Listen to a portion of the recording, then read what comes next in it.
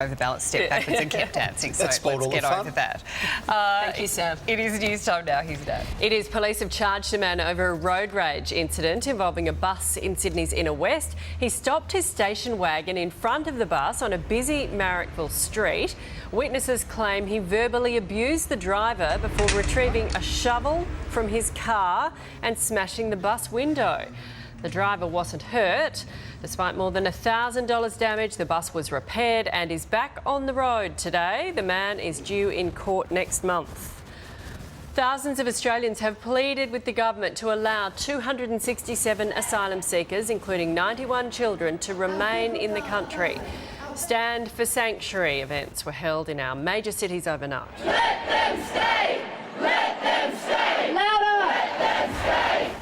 The asylum seekers who are in the country for medical treatment are set to return to Nauru indefinitely after the High Court ruled Australia's offshore processing was constitutional. An Australian woman kidnapped by Al-Qaeda-linked has vowed to continue working in West Africa. Overnight, Jocelyn Elliott returned to Burkina Faso, where she was abducted 3 weeks ago. She's now focusing on the safe return of her husband. Hugh Whitfield is there. Hugh? Jocelyn Elliott arrived here in Ouagadougou, the capital of Burkina Faso, on the president's plane after flying in from Niger after she was freed from her hostage takers over the weekend. She was met by government ministers before travelling to the presidential palace, where she sat alongside the president and praised him and other governments for securing her release. I am very surprised, and thank you for your prayers. Thank you to God Almighty.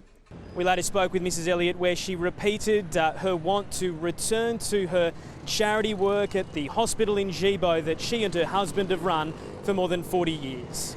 I'm very touched by the support and the care of the concern of the people of Burkina that I've heard about, and I'm just so grateful for their care. The focus is now very much on securing the release of Ken Elliott, believed to still be held by militants in the desert camps of northern Mali.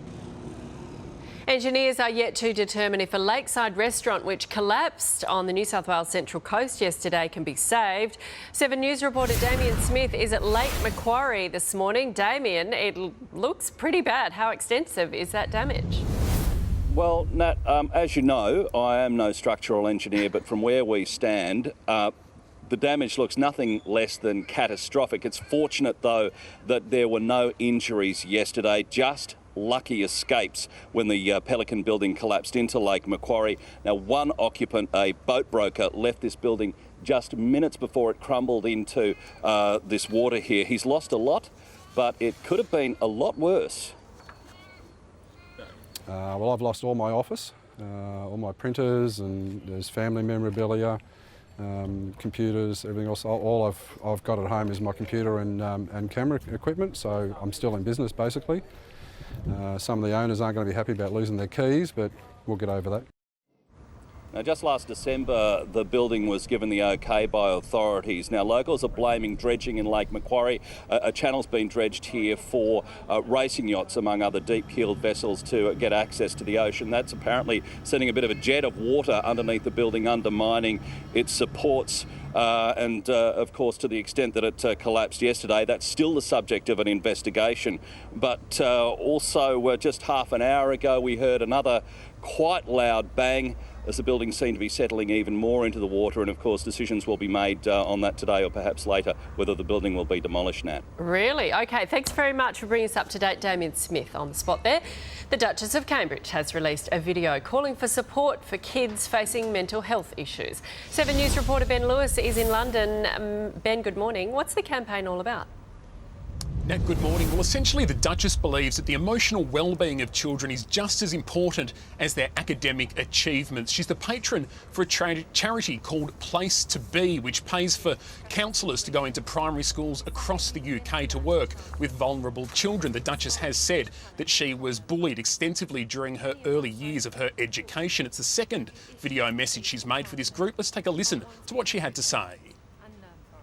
While we cannot always change a child's circumstances, we can give them the tools to cope and to thrive. With early support, they can learn to manage their emotions and feelings and know when to seek help. The video was released to mark the start of Children's Mental Health Week. In the next few days, the Duchess will visit some primary schools and she'll be the guest editor at the Huffington Post, where she's going to write about the issue, which is very close to her heart. Yeah, good on her for taking up that cause. Thanks, Ben. There you go. Okay. Thanks, All right. Brett, you've got all the sport?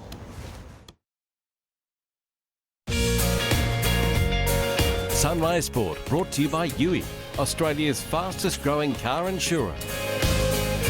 Are you all right? We got this. It's all good. Yeah. That was a long pause. It was a long pause. Trying to create anticipation. Yeah. Well, now Trying to build the moment. I know. Gotcha. Also, he had his game face on there. You could just see you two looking at him.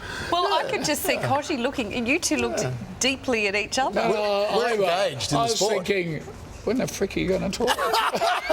And I'm thinking, I can't.